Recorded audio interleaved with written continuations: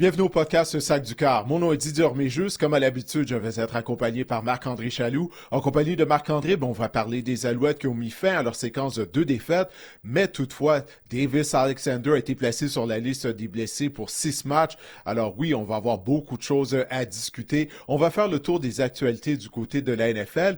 Et il y a un ancien membre de l'organisation des Patriots de la Nouvelle-Angleterre, Wilfried Penney, qui est un joueur natif de la France, que je vais avoir en entrevue, et Marc-André va nous parler de ses sleepers à la position de porteur de ballon en vue de la prochaine saison de Fantasy Football qui arrive à grands pas. Les camps de la NFL commencent. Alors, on commence cet épisode du podcast Sac du Car. Guillaume, par la musique.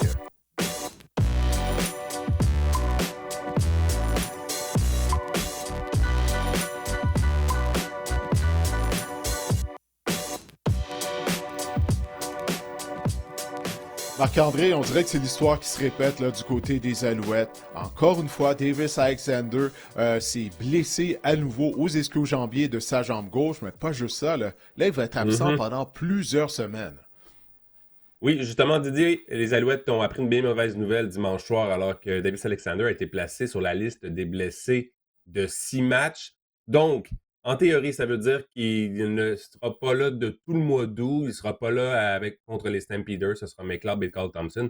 Mais c'est vraiment une lourde perte là, pour les Alouettes. On a vu ce que Davis Alexander a vraiment changé le visage de l'attaque là, contre les Argonauts la semaine dernière.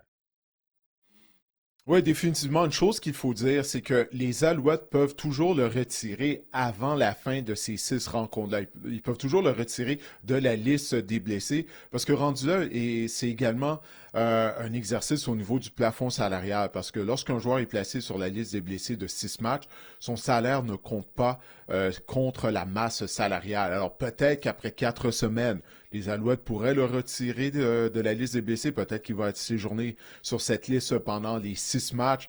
Bref, on n'est pas encore rendu là. Mais ça, c'est vraiment un dur coup du côté des Alouettes parce que là, Marc-André, 6 matchs, on en a déjà joué 6. Donc, il va juste rester un tiers à la saison, là, potentiellement, lorsque Davis Alexander sera en mesure d'effectuer un retour au jeu s'il rate les 6 rencontres. Puis comme tu l'as dit, on a vu son impact du côté de l'attaque des Alouettes. Mais là, on en a parlé lors des dernières semaines. Souviens-toi, le premier match qu'il avait raté contre les Tiger Cats de Hamilton. On n'avait pas couru avec le ballon, du moins presque pas. Puis là, la semaine dernière, contre les Argonauts de Toronto, ça a été encore une fois la même chose. La première course des Alouettes est survenue alors qu'il restait 2 minutes 40 à la première demi. Puis je sais qu'on sélectionne des jeux d'options, passe et course, puis selon ce que la défense nous présente, bon, on y va par la passe, mais là, je suis tanné d'entendre ça. OK? Parce que là, avec McLeod et Thompson au poste de carrière contre les Stampeders de Calgary, on va avoir besoin de l'attaque au sol. Parce que là, Davis Alexander, il n'est pas prêt de revenir au jeu. Du côté du groupe d'entraîneurs des Alouettes, on doit s'ajuster, Marc-André. Parce que là, ça fait trop longtemps que ça dure. Là. Au niveau du coaching, des plans de match, que ce soit en attaque, en défense, on va en parler un peu plus tard. On doit s'ajuster du côté des Alouettes. Parce que sinon, c'est une autre séquence de défaites qui va commencer à Calgary jeudi soir. Si on n'apporte pas des ajustements, puis si on essaie de passer le ballon à outrance avec McLeod et Thompson. Non, c'est sûr. Puis, on a vu l'efficacité du jeu au sol là, des Alouettes en fin de match, notamment en deuxième demi. J'ai de la misère à saisir pour comment... Jason Maas, c'est un peu sa carte de visite à chaque match. On court avec le... là, en fait, lors du dernier match, c'était comme on n'avait aucun jeu au sol pour la première demi. On s'est mis à courir au quatrième quart, surtout. Ty, c'est vraiment été très bon. Mais souvent, là, on oublie qu'on a un jeu au sol du côté des Alouettes. Ça me rentre pas dans la tête, Didier, qu'on puisse oublier cette facette cet aspect du jeu-là là, chez Jason Maas. Moi aussi, Marc-André, ça me rentre pas dans la tête. Puis après les rencontres, Jason Maas nous donne tout le temps la même réponse. Il dit, on a choisi des jeux d'options passe et course, puis malheureusement, ça s'est transformé en des jeux de passe. OK, parfait. Mais pourquoi tu sélectionnes pas juste des courses à un certain moment? Tu sais, puis c'est Jason Maas qui vantait en début de saison le travail de Sean Thomas Erlington, notamment. Il disait que ça amenait un élément de robustesse à l'attaque qu'on n'avait pas avec Walter Fletcher. Puis là, on élimine cet élément-là de l'attaque nous autres mêmes du côté des Alouettes. Puis c'est drôle, à chaque fois qu'on se met à courir avec le ballon, les séquences généralement se terminent avec des points. C'est pas un botté de précision de Maltos, c'est avec un touché, que ce soit Tom Arlington ou Tice qui est dans le champ arrière. Tu as deux porteurs de ballon talentueux, puis tu refuses d'une certaine façon de les utiliser. Ça fait aucun sens pour moi. La façon dont le front de la défense des Stampeders joue, on ne peut pas aller à Calgary et être unidimensionnel avec notre carrière réserviste comme on a fait à Hamilton plus tôt cette année. Mais je suis pas même convaincu, Marc-André, qu'on a appris notre leçon du côté du groupe d'entraîneurs des Alouettes. Si je t'amène du côté de la défense, en fait, je voulais juste mentionner que Davis Alexander, Didier, pourrait revenir au jeu si on calcule 6 matchs. Ce serait le 13 septembre là, en Saskatchewan contre les Rough Riders. Donc, c'est un bon bout de temps là, sans Davis Alexander, en espérant que McLeod Bethel-Thompson. Je pense encore que c'est un bon quart de la Ligue canadienne de football. Je pense encore McLeod Bethel-Thompson. Que les Alouettes ne sont pas mal pris, là, contrairement à ce qu'on avait comme réserviste au cours des dernières années. Je pense qu'il peut livrer la marchandise, mais encore là, j'écoutais Jason Maas qui disait hier, dimanche, il disait justement, là, McLeod Bethel-Thompson est nouveau dans notre système, d'avoir 2 matchs, puis là, vraiment de prendre les répétitions avec la première équipe, vraiment se calmer aussi, là, dans le sens qu'il sait qu'il va disputer plusieurs rencontres consécutives. J'ai hâte de voir ce qu'il peut offrir, mais je pense encore que c'est un excellent réserviste, McLeod Bethel-Thompson, bien meilleur que Caleb Evans, bon, là, James Morgan, on ne sait pas, mais je pense qu'on a. Les Alouettes ont plus de chances de gagner avec Bethel-Thompson au poste de quart que Caleb Evans, selon moi. Ouais, tu fais bien de rappeler les propos de Jason Mars parce qu'encore une fois, OK, il dit, ah, ben, tu sais, il n'était pas habitué au système lors de ses 2 premiers départs. Et malgré tout, lors de son premier départ, tu as tenté 41 passes avec Bethel Thompson. Tu vois, j'en reviens tout le temps à ça, l'absence de jeu au sol du côté des Alouettes, ça fait aucun sens. Même Jason Maas le dit, tu sais qu'il avait besoin d'une période d'adaptation au système. Ben aide-le, cours avec le ballon. Tu vois, ça fait aucun sens. Puis il y a juste quelque chose que je veux dire là. Du côté des Alouettes, je veux pas lancer la pierre ou être trop sévère.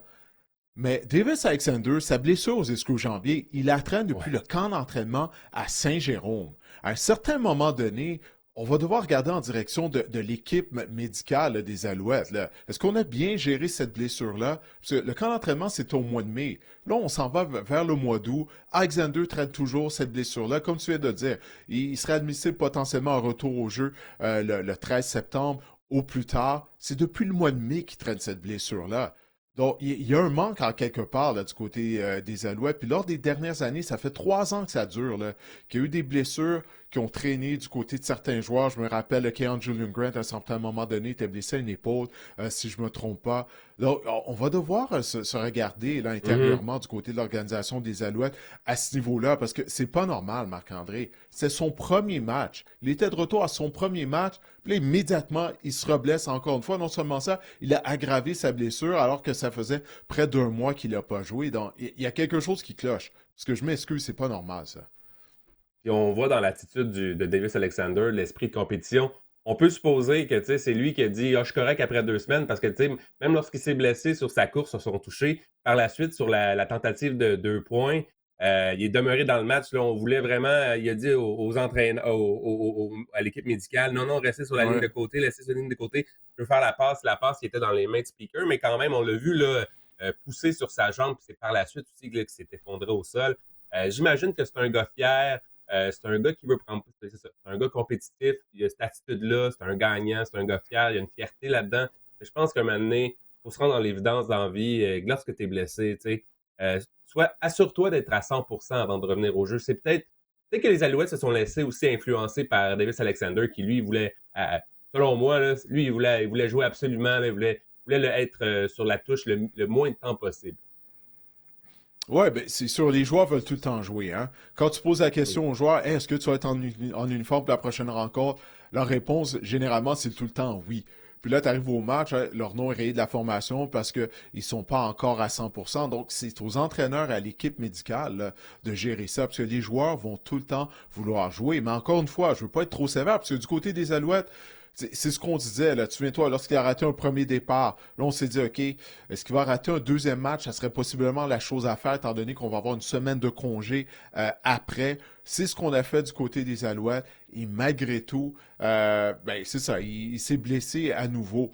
Donc, oui, on a fait attention du côté des Alouettes, mais encore une fois, il y a un manque à quelque part, parce que ça, c'est quelque chose qui est récurrent là, depuis 3 ans au sein des Alouettes. Les joueurs qui se blessent, qui reviennent, puis là, ils se reblessent au même endroit, ils aggravent leurs blessures, puis là, après ça, ben, ils se retrouvent sur la liste des blessés pour 6 matchs. Là. Donc, on va devoir surveiller le cas également de Tyson Philpott, parce que Ouais, lui aussi, là, Jason je m'en Maas a allais t'amener annoncé. là-dessus.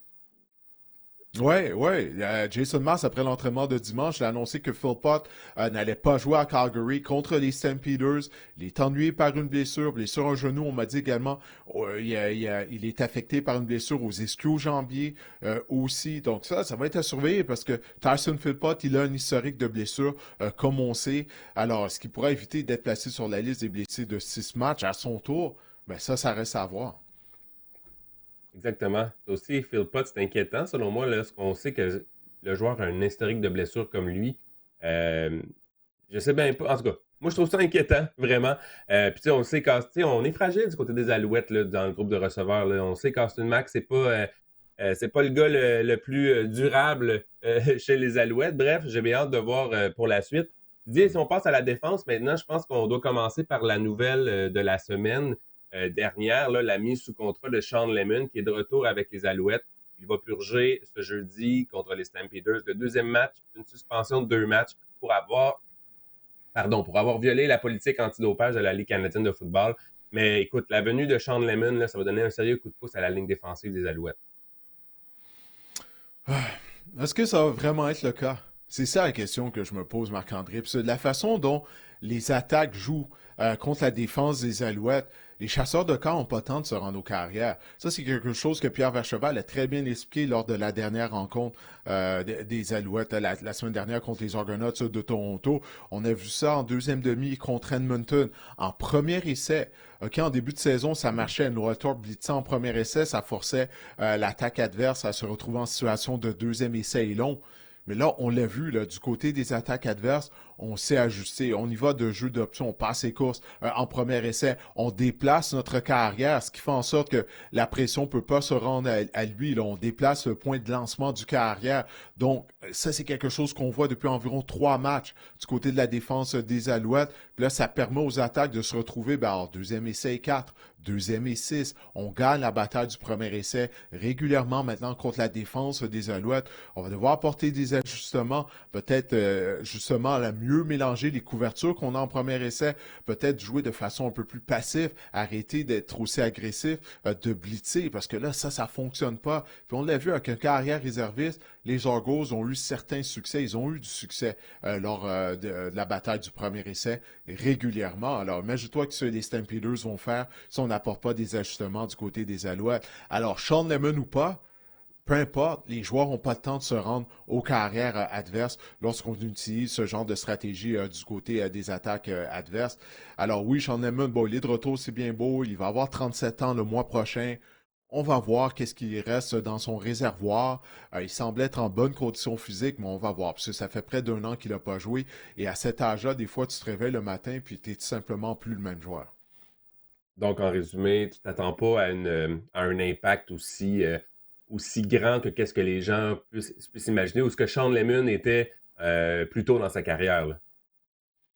Non, personnellement, non, parce que, écoute, 37 ans, c'est 37 ans, hein. Ça ment pas, là. Ben, il peut réussir des jeux ici et là. Ça va dépendre de l'utilisation qu'on va faire de lui du côté des Alouettes. Est-ce qu'on va lui demander de jouer le match au complet? Certainement pas. On va l'insérer au sein de la rotation au niveau de la ligne défensive. Mais je crois que Sean Lemon peut avoir un impact. Si tu le fais jouer entre 15 et 20 jeux, en situation de deuxième et long, notamment, il peut avoir un impact, mais ça reste à prouver. En raison de son âge, du fait qu'il n'a pas joué depuis 1 an, il nous a dit qu'il a continué de s'entraîner, qu'il a toujours gardé espoir d'être de retour avec les Alouettes. Il a dit qu'il y a même d'autres équipes qui l'avaient contacté, mais pour lui, il voulait retourner à Montréal, où il a déjà gagné une Coupe Grey. Il adore l'organisation, ses coéquipiers et tout. Ça, c'est tant mieux. Mais on va voir, là. On va voir s'il lui reste du jus, comme on dit, là. S'il va être en mesure justement de gagner ses batailles à 1 contre 1. Mais encore une fois, si on n'apporte pas des ajustements du côté de la défense des Alouettes, il n'aura même pas le temps de se rendre aux carrières, parce que c'est ce qu'on voit là depuis quelques semaines. Les Alouettes ont subi une lourde perte également sur les unités spéciales. Le retourneur James Letcher, on l'a vu là, déjà sur les lignes de côté lors du dernier match avec un plâtre, on dit d'une fracture à la main. Didier, qu'est-ce qu'on va faire? Qu'est-ce qu'on fait pour remplacer James Letcher, là?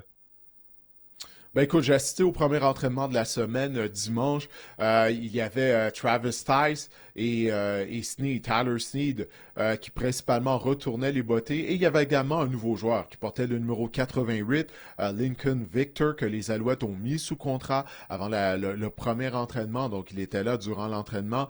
Il retournait des bottées, mais il avait l'air plus d'être le retourneur numéro 3, là, derrière Tice et Sneed. Donc ça va être à surveiller au cours de la semaine. Je vais retourner à l'entraînement de mardi, qui va être le dernier entraînement complet des Alouettes. Alors à ce moment-là, on va avoir une meilleure idée. Mais de ce que j'ai vu dimanche, il semble que Tice, qui effectuait déjà des retours de beauté, serait le retourneur numéro 1. Mais ça va rester à confirmer. Mais Letcher, encore une fois, c'est une grosse perte du côté des Alouettes. Ça, il n'y a aucun doute là-dessus. Le prochain match des Alouettes, Didier, c'est jeudi contre Calgary. C'est à 21h.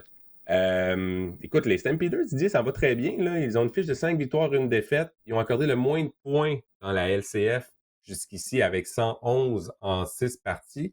Qu'est-ce que tu vas surveiller dans ce match-là, Didier?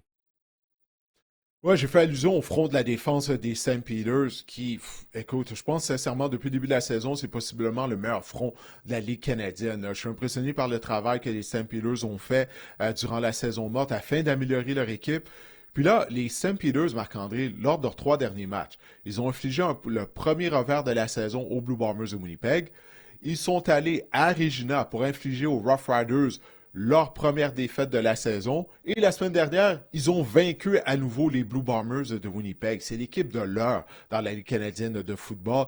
Tu as le receveur montréalais, Damien Alford, qu'on a eu à quelques reprises comme invité au podcast à l'époque lorsqu'il jouait dans les rangs universitaires, qui en 5 matchs a inscrit 5 touchés jusqu'à présent cette année. Écoute, Alford là, connaît vraiment tout un début de carrière. Vernon Adams joue très bien. On a une bonne attaque au sol avec Dedrick Mills. On a une équipe complète à Calgary. La seule chose, c'est qu'avec Vernon au poste de quart, tu te dis, OK, il me semble qu'il est dû pour connaître un mauvais match où il va être victime de 3 interceptions. Est-ce qu'il s'est débarrassé de ça? Ça reste à voir. Alors que du côté des Alouettes, j'en ai parlé tout à l'heure. Il faut courir avec le ballon. C'est aussi simple que ça. Si on arrive avec une attaque unidimensionnelle, si on demande à Bethel Thompson de tenter une quarantaine de passes, comme ça avait été le cas lors du match à Hamilton, on ne va pas quitter Calgary avec une victoire. Donc, il faut avoir un équilibre au niveau de la sélection de jeu. Je me répète semaine après semaine, mais il n'y en a pas d'équilibre du côté des Alouettes. Donc, il y en avait en début de saison, mais ça doit revenir jeudi soir à Calgary si on va avoir une chance de causer une surprise et de vaincre les Stampeders. Parce qu'après ça, Marc-André, on revient à Montréal, c'est les Rough Riders qui vont être les visiteurs. Donc, ça ne sera pas plus facile. Et pour McLeod Bethel-Thompson, au moins lors de son deuxième départ, j'avais vu une amélioration de sa part. Après l'entraînement de dimanche, il a dit, écoute, j'ai raté quelques passes, mais c'était une question de pouces, de centimètres. Puis c'est vrai, je suis d'accord avec lui. Il avait fait les bonnes lectures, mais certaines de ses passes, notamment dans les zones profondes, ont manqué de précision. Rambo, lors de cette rencontre, lors de son deuxième départ contre les Lions de la Colombie-Britannique, il avait échappé une bombe de Bethel Thompson. Il l'avait directement dans les mains. Là. Ça aurait été un touché. Donc, tout le monde va devoir mieux jouer autour de Bethel Thompson si les Alouettes veulent connaître du succès. Mais qu'est-ce que je vais surveiller? La première chose que je vais surveiller lors de ce match-là, ça va être le groupe d'entraîneurs des Alouettes. En attaque, Jason Maas, sa sélection de jeu, est-ce qu'il va avoir un équilibre? Et du côté de la défense de Noel Thorpe, est-ce qu'on va apporter des ajustements en situation de premier essai, comme j'en ai parlé tout à l'heure, afin de connaître plus de succès, afin de gagner la bataille du premier essai et d'éviter les deuxièmes échos? J'aimerais que ce soit la défense qui s'était présentée au 4e quart du dernier match qui soit à Calgary, pas celle des 3 premiers quarts lors du dernier match. Ça irait beaucoup mieux du côté des Alouettes. Oui, mais au moins on a fermé la porte. Hein. Souviens-toi, contre les Lions de la Colombie-Britannique, la défense avait implosé en fin de rencontre. On n'avait pas été capable de stopper la séquence qui s'est terminée par un botté victorieux de Sean White. Mais là, au moins contre les Argonauts de Toronto, la défense s'est levée au 4e quart. Alors ça, il faut le souligner. Donc, je le rappelle, Alouette Stampeders, c'est jeudi le 24 juillet, c'est à 21h. Donc, ce sera un gros match pour les Alouettes en espérant que McLeod Bethel-Thompson puisse obtenir sa première victoire de la saison, Didier. Oui, sa première victoire dans l'uniforme des Alouettes, absolument. C'est à souhaiter. On va voir qu'est-ce que ça va donner du côté de la formation montréalaise. Ben écoute, comme je le disais tout à l'heure, j'ai eu la chance de m'entretenir avec un ancien membre des Patriots de la Nouvelle-Angleterre. Il s'agit de Wilfrid Penney. Wilfrid a joué son football universitaire pour l'Université Virginia Tech. Après le repêchage, il a signé en tant que joueur autonome avec les Patriots. Il était supposé prendre part au camp de la Nouvelle-Angleterre qui va commencer dans quelques jours. Mais malheureusement pour lui, pour une question de visa, eh bien, il n'est pas en mesure de se présenter au camp d'entraînement des Patriots. Le résultat a été que les Patriots n'ont pas eu le choix que de le libérer. Alors bien sûr, il a eu le cœur brisé. Alors voici mon entretien avec Wilfrid Penney. Wilfrid, ben écoute, tout d'abord, parlons de ton parcours qui t'a mené à l'université Virginia Tech, puis de là que tu as eu ton essai avec les Patriots de la Nouvelle-Angleterre, parce que comment un joueur de football, quelqu'un qui joue en France, fait pour se faire recruter par Virginia Tech et jouer pour les Hokies? Bah, du coup, très simplement, hein, à force de travail, d'acharnement, j'ai joué en France, j'ai commencé mon parcours en France. Puis petit à petit, avec l'évolution, le travail, etc., je me suis rendu compte que je voulais atteindre un niveau supérieur. Et de là, bah, il me fallait plus de compétition. Au début, du coup, ça s'est beaucoup joué entre le Canada. J'avais l'option de venir au Canada. Mais je savais que j'avais beaucoup d'amis à moi qui sont partis là-bas. Je voulais encore quelque chose de différent.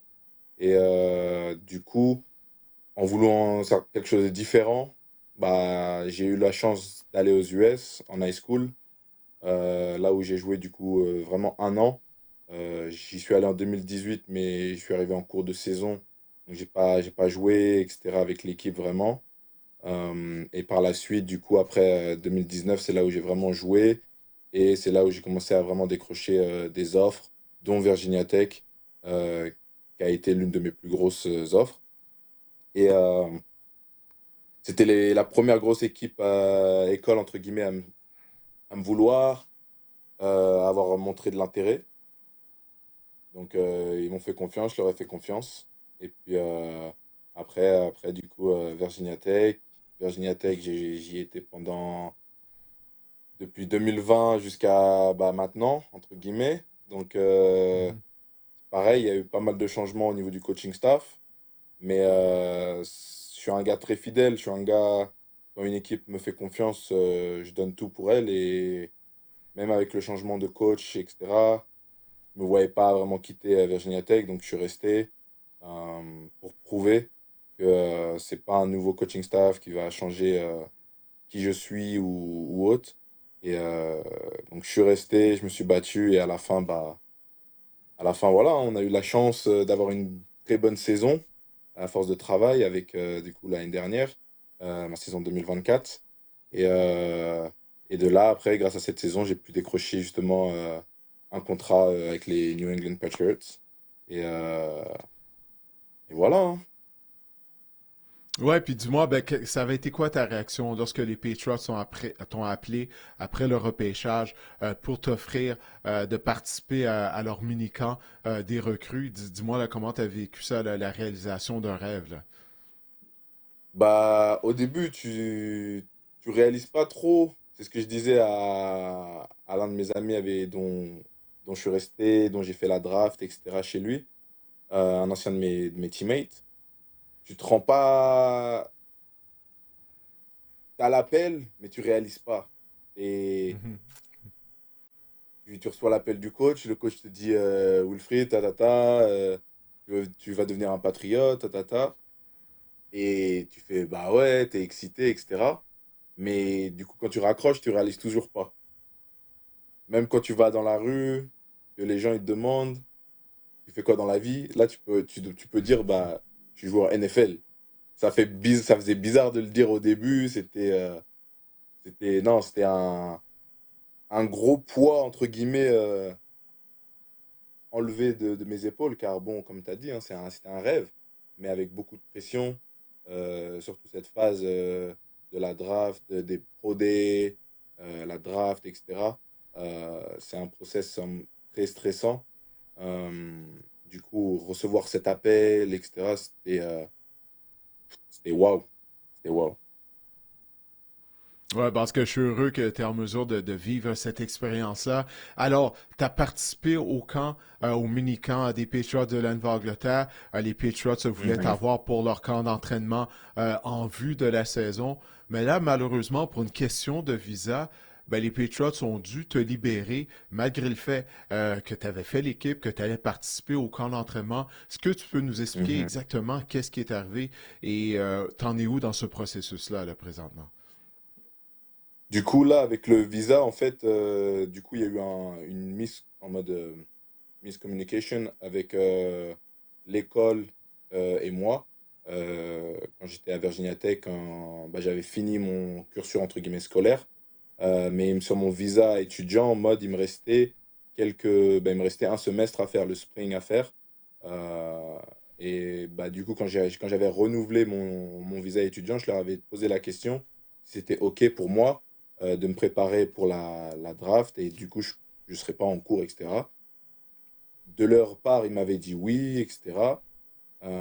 Et du coup, bah, j'ai pris leur mot. Donc, je suis pas allé en cours durant le spring, qui a fait qu'en mode, mon visa avait été annulé. On s'est aperçu qu'en fait, Virginia Tech avait annulé mon visa pendant le spring. Et du Mhm. coup, ça a fait que on ne pouvait pas faire un changement de visa étudiant à un visa de travail. Même si les patriotes, du coup, avec les avocats, ils sont aperçus de tout ça, en fait. Euh, Ils avaient essayé de faire la pétition, essayé de faire le visa, etc. La pétition, du coup, avait été acceptée, mais pour changer le statut, du coup, de étudiant à travailleur n'a pas été accepté. Du coup, euh, il y a eu des complications à cause de ça, et c'est pour ça que il a fallu que je rentre en France, et du coup, pour refaire le visa, etc., bah, entre guillemets, les patriotes, je pense, ils pensaient que j'aurais pas été prêt, du coup, avec le visa en temps et en heure pour les camps qui commencent là. Du coup, bah, ils m'ont relâché quand ils se sont aperçus, quand l'avocat leur a expliqué la situation, etc. Mais ils avaient tout fait, entre guillemets, hein. Encore une fois, ils avaient essayé de trouver le moyen d'obtenir ce visa. Euh, c'est les trucs de l'immigration, c'est très compliqué, il y a plein de facteurs qui rentrent en jeu, et malheureusement, bah, ça n'a pas suffi, et du coup, c'est pour ça que là, je suis en France, en contact justement avec bah, là, l'ambassade américaine, pour justement parler de ma situation, et voir avec eux ce qu'on peut faire pour justement obtenir un visa de travail, qui me permettrait de retourner aux US, et par la même occasion, peut-être si les Patriots veulent et ont besoin bah, de me reprendre, ou avec mon agent, on parle avec d'autres équipes, etc. Donc, on verra bien ce que le futur nous réserve. Ouais, on sait, bon, présentement aux États-Unis, tout ce qui entoure l'immigration, les visas, c'est très difficile à obtenir.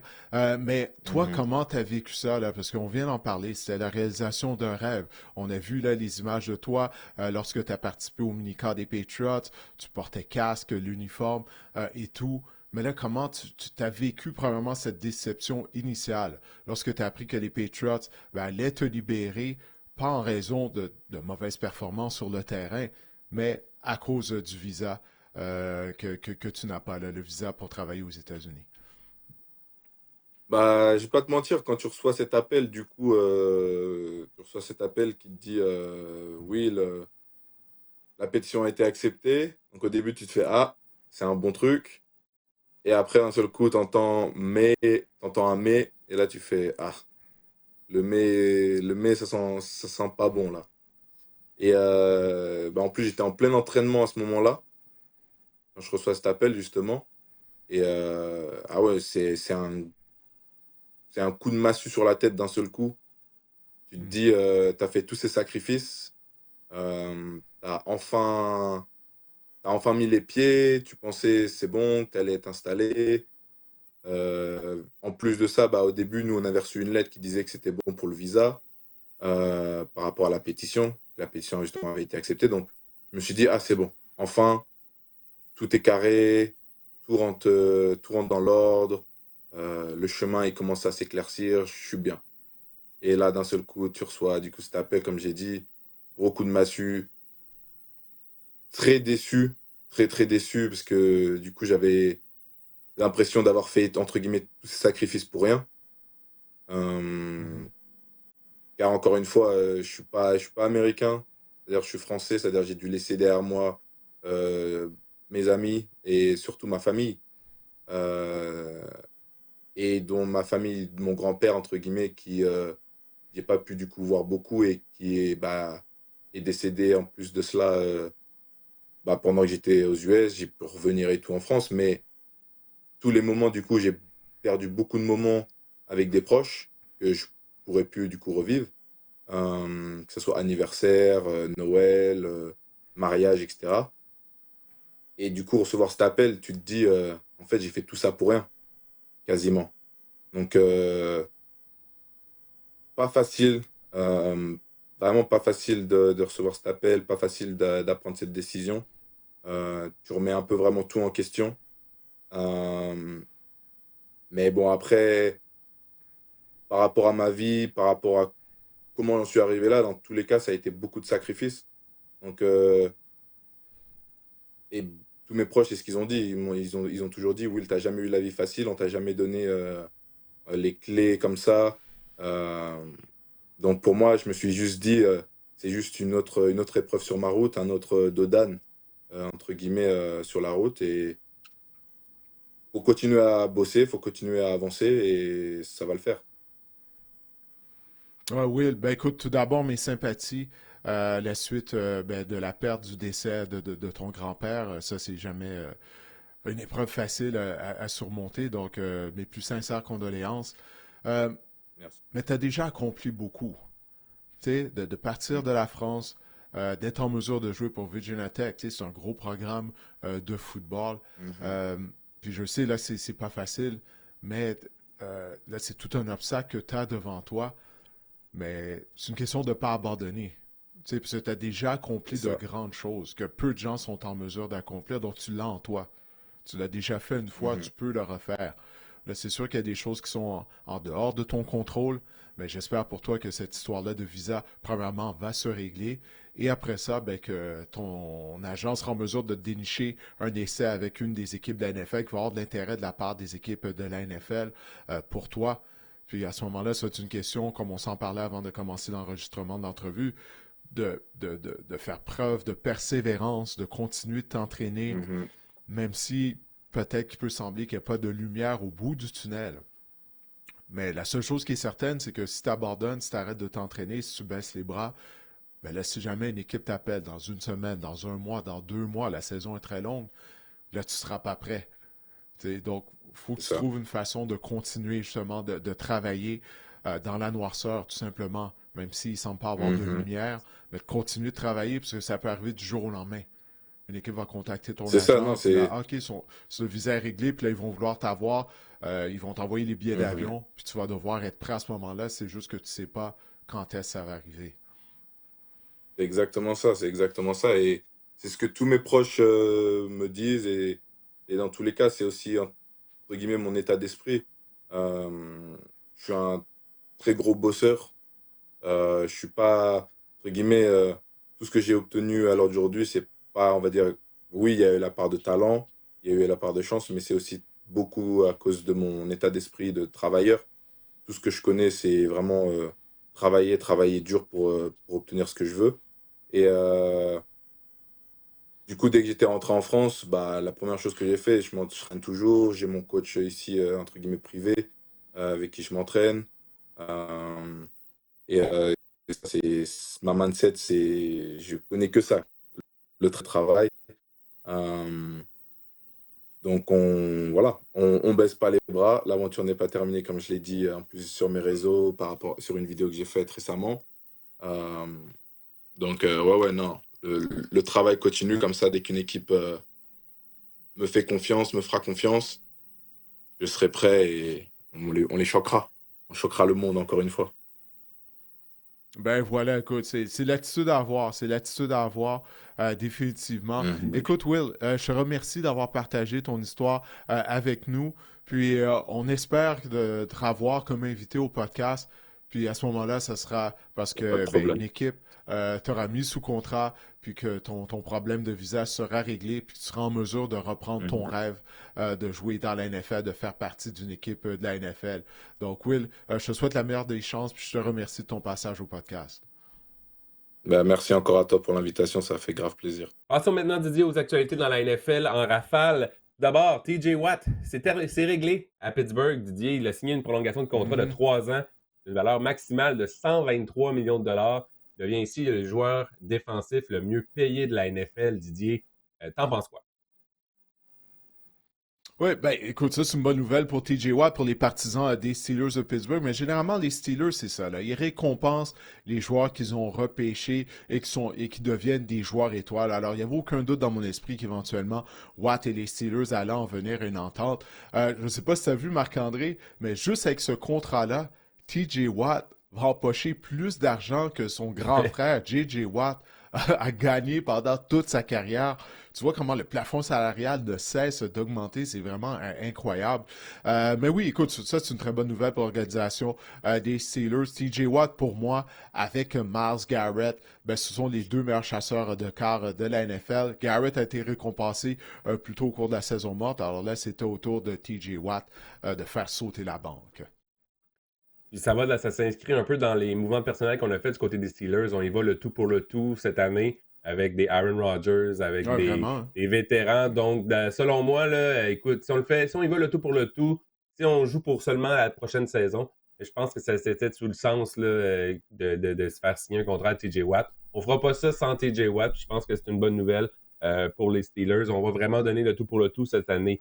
Le receveur des Chargers, Mike Williams, prend sa retraite après 8 saisons dans la NFL, Didier. Mike Williams, pour moi, Didier, c'est le gars qui sautait le plus haut pour capter des ballons, mais qui retombait le plus fort à terre, au sol, puis qui se blessait régulièrement. Mm. Mais n'empêche que Mike Williams, là, ça a été tout un joueur de football. Oui, malheureusement, tu sais, c'est comme si, oui, on a vu son plein potentiel, mais on n'aurait pas en voir plus si c'était pas des blessures, là, que c'est à ça que tu faisais allusion. Il en a subi des blessures, même à l'époque à Clemson, sa carrière avait été compromise dans les rangs universitaires. Il avait subi une grave blessure au cou. Alors, écoute, il a joué 8 ans dans la NFL, c'est long, il a fait beaucoup d'argent, comme tu l'as dit, les attrapés contestés, il les gagnait. Écoute, il était tellement imposant physiquement. Mais je pense que c'est ça. Là, les blessures après 8 saisons, je crois qu'il en avait assez. Alors, il décide de se retirer. Tant mieux pour lui. S'il a bien géré son argent, s'il a épargné son argent, il devrait être correct financièrement pour le restant de ses jours. Et par la bande, là, les Chargers ont fait signer un contrat à la recrue Trey Harris, choix de deuxième ronde. Je pense que c'est lui qui pourrait. C'est le même genre de charpente que Mike Williams. Il pourrait remplacer adéquatement, d'après moi, Mike Williams dans l'attaque des Chargers. Ça reste à voir. Le receveur des Chiefs de Kansas City, Rashee Rice, a été condamné à 30 jours de prison ou à 5 ans de probation pour son rôle dans un accident de voiture survenu l'an dernier. Évidemment, Didier, ce qui nous intéresse ici, on ne connaît pas encore la durée de la suspension, mais il va être, selon moi, suspendu dans la Mhm. NFL. Il risque, faut maintenant attendre à savoir ce sera combien de matchs. Oui, définitivement. Là, maintenant qu'il a été reconnu coupable, condamné, ben là, ça va être à la NFL, là, j'imagine, avant le début de la saison régulière, qui va annoncer sa suspension. Puis ces 30 jours de prison qu'il doit faire, ben, il a 5 ans pour les faire, hein, de ce que j'ai lu, étant donné qu'il a 5 ans de probation. Il semblerait là, qu'il a la période de 5 ans pour faire ces 30 jours de prison, mais il n'y a aucun doute qu'il va rater des matchs à un certain moment donné durant la saison régulière des Chiefs de Kansas City.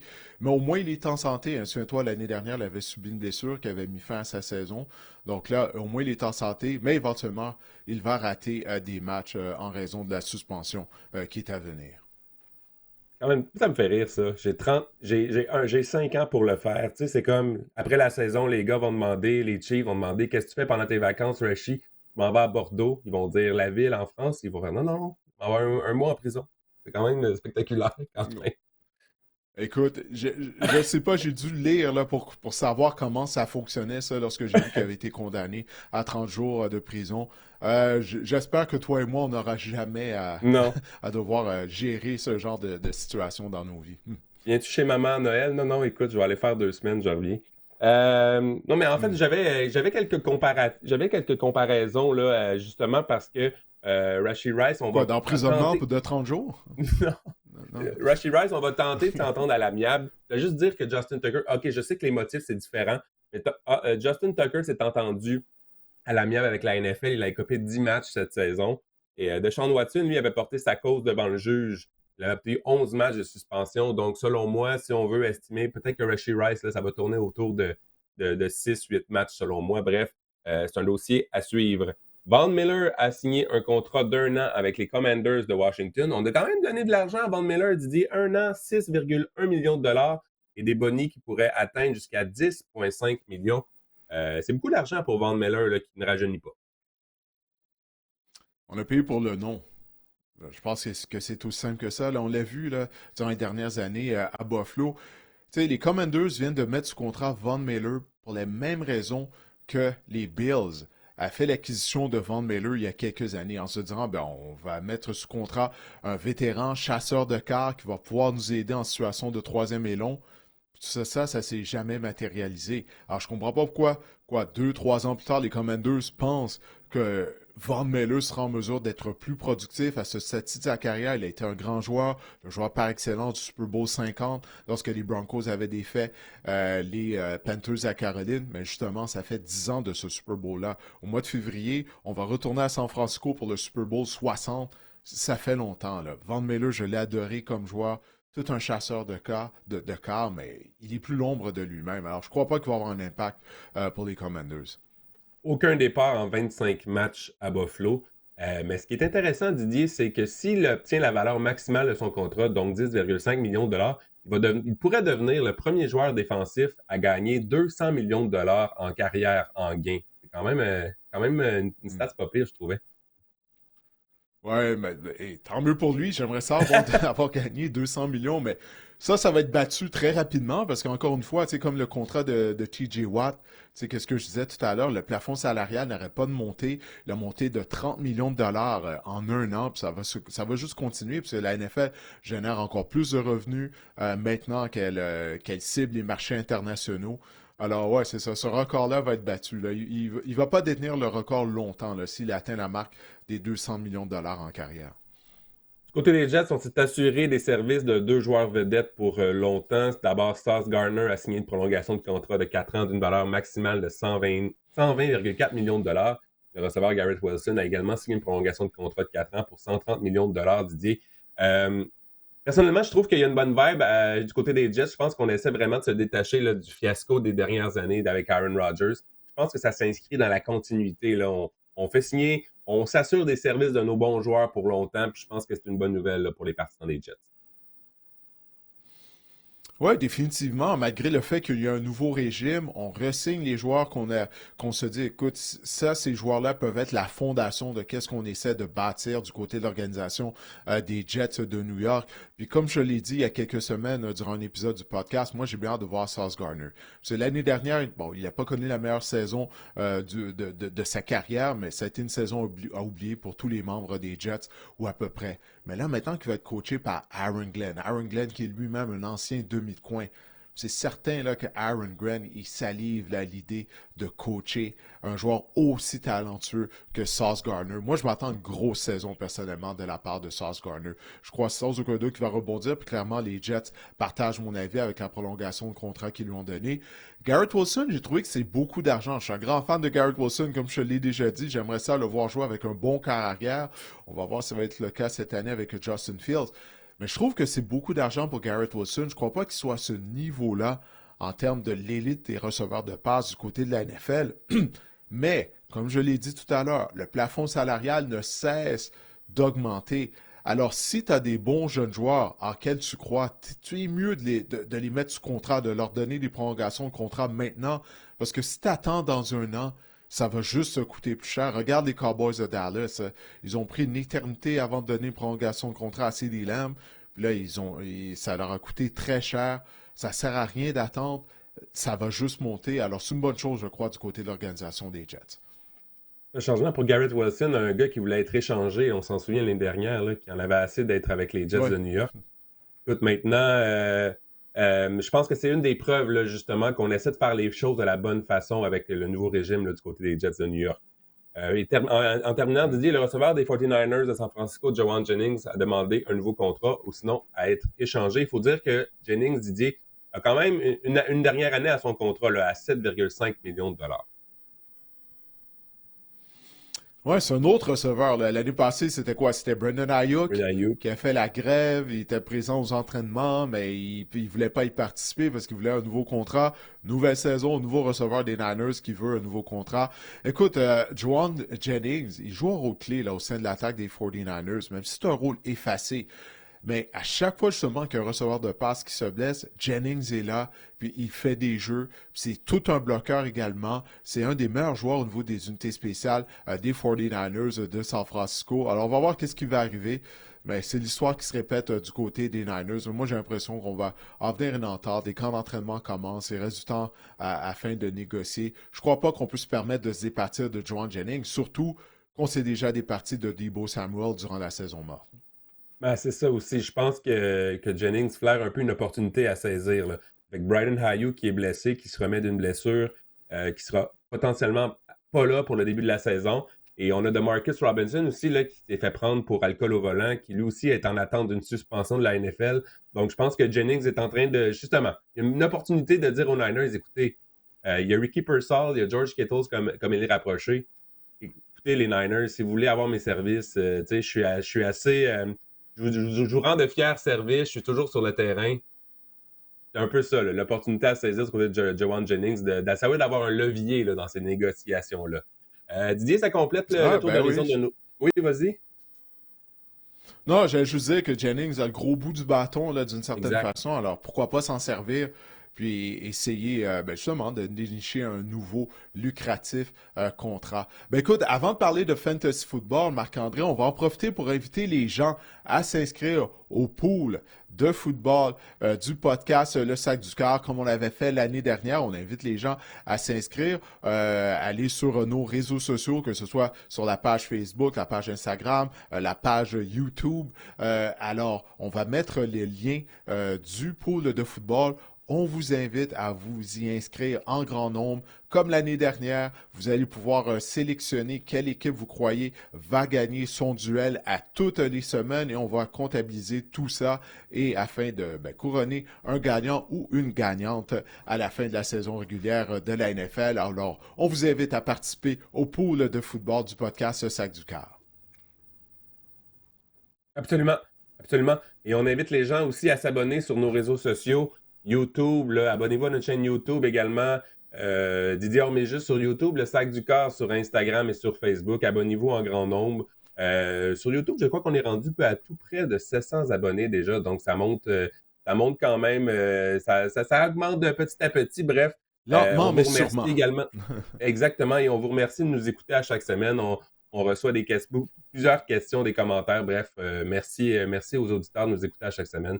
C'est vraiment gratifiant, puis on apprécie énormément avoir du feedback de votre part. Oui, encore une fois, on va avoir un deuxième épisode pour vous cette semaine, alors qu'on va faire le survol de la section sud de l'Association américaine. Mais pour l'instant, on va parler de fantasy football, Marc-André.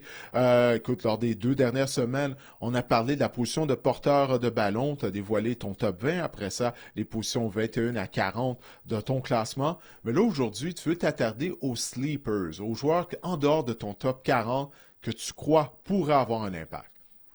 Oui, à commencer par J.K. Dobbins des Broncos de Denver, qui est le porteur de ballon numéro 47 en ce moment au niveau fantasy.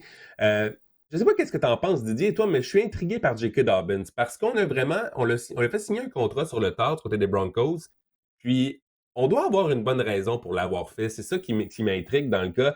Peut-être qu'on a trouvé du côté des Broncos qu'on a un manque quelque part, puis je pense que J.K. Dobbins, on pense qu'il pourrait combler ce manque-là. L'année dernière, il a quand même été excellent, une moyenne de 4,6 verges par course. Le problème avec J.K. Dobbins, c'est qu'il ne joue jamais des saisons complètes. Il a joué seulement 10 matchs une fois lors de ses 6 saisons. Donc, pour être là, puis là, on dit d'ailleurs du côté des Broncos, des échos en provenance de Denver, qui dit qu'il pourrait être le porteur de ballon partant pour amorcer la saison au détriment de la recrue R.J. Harvey. Ce que ça me dit, moi, c'est que on va avoir vraiment un partage du travail en début de saison. Je pense que ça vient au niveau fantasy, ça vient enlever toute valeur à Audric Estimé ou même Jalil McLaughlin cette saison. Je trouve quand même que c'est un porteur de ballon, J.K. Dobbins, qui vous fera pas mal en début de saison. Ça peut être un porteur de ballon utile en début de saison, justement, à jumeler avec des recrues qui n'auront peut-être pas le temps de jeu escompté ou ce qu'on prévoyait ou une charge de travail complète en début de saison. Je pense à Trevion Anderson, je pense à Omarion Hampton, par exemple, puis par la suite faire le changement. Mais je pense que J.K. Dobbins, ça pourrait être une addition intéressante là, pour des équipes fantasy, notamment en début de saison.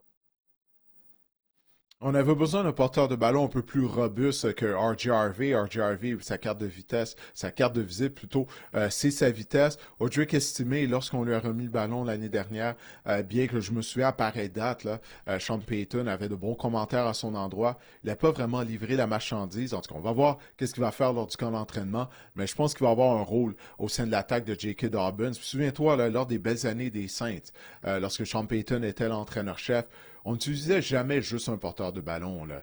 À l'époque, il y avait Pierre Thomas et Reggie Bush. Après ça, tu avais le duo de Mark Ingram et de Alvin Kamara. Donc, Sean Payton, il aime miser sur plus d'un porteur de ballon régulièrement. Il trouve un rôle. Il exploite bien les forces de ses demi à l'attaque habituellement. Alors, j'ai l'impression que c'est ça qui va arriver avec Dobbins, Harvey et compagnie. Alors, maintenant, on va se tourner du côté des 49ers de San Francisco. Ouais, vas-y, excuse-moi. Ouais, non, mais je m'en allais me lancer moi-même. Ah oui, ok, bon, ben c'est bon. Je vais le faire pour toi. Isaiah Guerendo des 49ers, un de tes sleepers. En fait, je trouve qu'Isaiah Guerendo, c'est la meilleure police d'assurance en 2025 à la position de porteur de ballon parce que oui, on le sait, Christian McCaffrey n'a pas été épargné par les blessures au cours de sa carrière. Et on a eu, du côté des 49ers, on a vu que Jordan Mason, maintenant, est parti pour les Vikings Minnesota. Elijah Mitchell non plus n'est plus dans le portrait. Aussi, également, du côté des 49ers, il est rendu avec les Chiefs, je pense. Je ne sais plus. J'ai oublié. Bref, Elijah Mitchell. Lors des 4 matchs qu'il a joué... Oui, vas-y, dis. Elijah Mitchell, il est rendu avec les Chiefs? Non, je t'écoute. Je t'écoute. J'allais prendre mon clavier, justement, pour faire une petite recherche pendant que je pense que c'est les Chiefs, mais je ne gagerai pas ma maison là-dessus. Bref, là, je voulais vous parler que lors des 4 matchs où Isaiah Guerendo a joué plus de 50% des jeux avec les 49ers l'année dernière, terminé comme porteur de ballon numéro 10, numéro 2, numéro 25 et numéro 11 en format PPR. Donc, il a été également le 6e pour le ratio des courses explosives. Ça, c'est les courses de plus diverges. Ce que j'essaie de vous dire, c'est que si Christian McCaffrey se blesse, Isaiah Guerendo devient un porteur de ballon qui pourrait facilement être dans votre top 15 ou top 12. Bref, un porteur de ballon numéro 1 fantasy de façon hebdomadaire.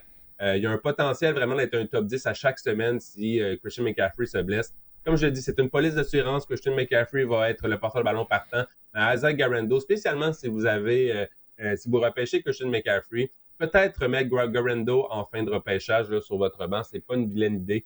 Bref, mais il a du talent, il a du potentiel et on l'a vu que l'année dernière, il peut être explosif. Oui, alors, tu avais vu juste, Elijah Mitchell est maintenant un membre des Chiefs de Kansas City. Ray Davis des Bills de Buffalo, l'année dernière, il a été une belle révélation, surtout on s'est mis à courir plus souvent avec le ballon. On a eu un changement de philosophie du côté de l'attaque de Buffalo la saison dernière. Oui, il y avait James Cook, mais Ray Davis, il a réussi de belles choses également. Exactement. 2e pour les touchés chez les porteurs de ballon recrues l'année dernière avec 6. C'est une stat qui m'a fait sourciller quand même. Je pensais pas que c'était ça. Mais tout ça pour dire qu'il faut surveiller la situation contractuelle de James Cook à Buffalo. James Cook a mentionné qu'il était présent au mini-camp. Il est insatisfait de sa situation en ce moment, mais quand même, il est présent. Parce qu'il a dit lui-même, je ne sais pas si tu avais entendu cette citation-là, il avait dit il aime avoir son argent dans ses poches, James Cook. Alors, il a décidé de ne pas manquer de camp d'entraînement, de ne pas faire de grève. Donc, c'est quand même... Oui, exactement. L'année dernière, en relation de James Cook, lors de la semaine numéro 6, il avait obtenu 152 verges au sol. Ray Davis, il est talentueux. C'est ce que j'essaie de vous dire. C'est une police d'assurance également. Il a terminé 3 fois dans le top 15 l'année dernière à la position de porteur de ballon. Même si James Cook était de la formation des Bills, c'est un porteur de ballon numéro 2 avec un énorme potentiel en ce moment. En fin de repêchage, Ray Davis, ça pourrait être, s'il arrive quelque chose à James Cook, si on décide de l'échanger en cours de saison, Ray Davis va voir sa valeur augmenter de façon vraiment skyrocket, je ne sais pas comment dire en français. Monter en flèche. Monter en flèche, merci. Donc, Ray Davis est un joueur à avoir en tête là, et à mettre sur votre banc en fin de repêchage. Maintenant, on va se transporter du côté des Cowboys de Dallas où il y a un porteur de ballon recru que tu crois qu'il passe sous le radar présentement, mais il pourrait être productif. Le problème à Dallas en ce moment, c'est on essaie de trouver ce sera qui le porteur de ballon numéro 1 du côté des Cowboys. Parce que Javonte Williams, on va se le dire, c'est pas excitant ben. Moyenne de 3,7 verges par course en 2024. On a fait signer également à Miles Sanders un contrat, 3,4 verges par course en 2024. Donc, on se questionne, ou je me questionne du côté des Cowboys, si c'est pas Jaden Blue là, qui va la recrue qu'on a repêché en 5e ronde, qui va amorcer la saison comme porteur de ballon numéro 1 dans la charrière des Cowboys. Il est hors du top 50 en ce moment, Jaden Blue. L'année dernière, il est tellement efficace par la passe dans la NCAA. 6 touchés par la passe, c'était bon pour le premier rang, la position de porteur de ballon dans la NCAA. C'est ça, donc, il a de bonnes mains. Exactement, il a de bonnes mains.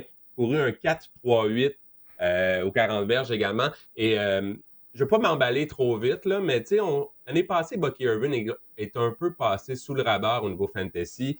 Je me questionne s'il y a quand même une vibe là, de Bucky Irvin chez Jaden Blue, le même genre d'habileté ou de caractéristiques qu'on recherche chez un porteur de ballon.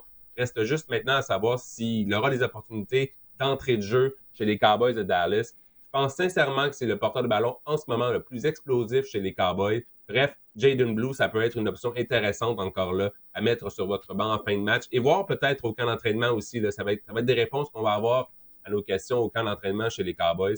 Bref, Jaden Blue, ça pourrait être un joueur fantasy assez utile cette saison pour vous. Il est effectivement très explosif, Jaden Blue. Sa force, comme je le disais tout à l'heure, ben c'est ça. Là. C'est un excellent receveur sortant de champ arrière. Tu peux lui remettre le ballon dans de l'espace sur les passes pièges, notamment. Mais en raison de son petit gabarit, je doute qu'on va faire de lui le porteur de ballon numéro 1. Il pèse moins de 200 livres, 195 livres, Jaden Blue. Alors, c'est ça. Là, il n'a pas nécessairement le physique, un physique imposant. Mais du côté des Cowboys, tu as énuméré les autres porteurs de ballon qu'on a. On aurait pu juste re-signer Rico Dowdle, qui a gagné plus de 1000 verges, je me souviens bien, l'année passée, qui a démontré des belles choses en deuxième moitié de saison. J'ai pas compris. Il me semble, avec tous les porteurs de ballon qui étaient disponibles au repêchage également, où on a repêché Blue, on n'aurait même pas repêché un autre, là, que ce soit, ou en amener un autre via le marché des joueurs autonomes plutôt que juste Javonte Williams. En tout cas, je sais pas. Position de porteur de ballon du côté des Cowboys, on n'a pas été... je sais pas, les choix qu'on a fait, moi, ça me laisse sur mon appétit, mis à part la sélection de Jaden Blue au repêchage. Bref. Il y a des ressemblances avec Bucky Irving, en tout cas. On pourrait voir ça. On pourrait voir, mais Bucky Irving, moi, il m'a tellement épaté l'année dernière. Je veux pas mettre cette pression-là sur les épaules de Jaden Blue. Mais il va avoir un rôle pour lui au sein de l'attaque des Cowboys, ça c'est certain. Là. Maintenant, on va aller du côté de Chicago, où tu as un autre porteur de ballon que tu crois qu'il pourrait là, éventuellement se retrouver en demande là, au niveau du waiver wire. OK, ce nom-là, mesdames, messieurs, là, c'est quelque chose, c'est vraiment un joueur à garder en tête simplement. Un jour, si vous le C'est un voyez long sortir, shot, comme on dit en bon français. Hein? si vous le voyez sortir des sentiers battus ou apparaître là, sur la scène, vous allez dire « Ah, Marc-André Chaloux, il en a parlé dans le podcast. » Je veux vous parler de Kyle Monengai, qui est le porteur de ballon des Bears de Chicago, qui est un choix de 7e ronde de l'université Rutgers, Didier. Et 7e ronde Rutgers, ça dit-tu quelque chose par hasard? Isaiah Pacheco. Isaiah Pacheco! On a peut-être le prochain Isaiah Pacheco ici. Non, je fais des blagues. Mais Kyle Monengai, ce que j'essaie de vous dire, c'est que c'est un porteur de ballon qui était productif là, à l'université Rutgers, plus de 1200 verges à ces 2 dernières années. Un porteur de ballon avec une bonne vision. Il n'est pas explosif, par exemple. C'est vraiment ça le problème dans son cas.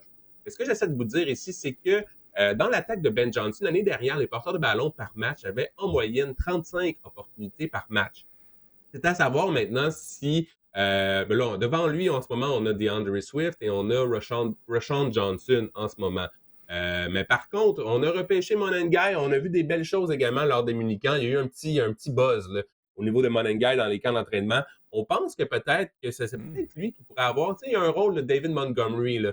Si DeAndre Swift et le Jahmyr Gibbs de Ben Johnson avec les Bears, peut-être que Monengai pourrait être le David Montgomery au détriment de Rashawn Johnson, parce que oui, Rashawn Johnson, c'est un bon joueur au niveau universitaire, Mais depuis son entrée dans la NFL, seulement une moyenne de 3,7 verges par course, 2,7 verges par course l'année dernière. Donc, pour moi, Molengai, ça peut être, c'est ça. Écoute, c'est un long shot, comme tu dis. C'est un joueur à avoir en tête simplement, mais écoutez, s'il supplante Roschon Johnson, il pourrait avoir du temps de jeu parce qu'on sait que l'attaque au sol dans le système de Ben Johnson avec les Lions, c'était vraiment important. Et c'est peut-être un nom à retenir simplement là, dans le champ arrière chez les Bears de Chicago. Ouais, j'ai bien hâte de voir ça parce qu'à Chicago, éventuellement, on va devoir courir avec le ballon. On n'a pas le choix. On joue dans la ville des vents. Une fois que l'automne arrive, on ne sait pas vraiment le genre de température qu'on va avoir. Ça peut être venteux, peut avoir de la pluie, tout ça. Donc, le jeu au sol, on va devoir l'utiliser du côté des Bears. Alors, peut-être que ce demi à l'attaque recrue, ben, aura la chance de se mettre en valeur. Ben écoute Marc-André, voilà, on a fait le tour pour cet épisode du podcast Sac du Cœur. Je vous rappelle qu'on va avoir un deuxième épisode qui sera mis en ligne jeudi, alors qu'on va faire, oui, un survol de la section sud de l'association américaine. Encore une fois, on vous invite à partager nos publications via nos réseaux sociaux. Je vous souhaite de passer une bonne semaine.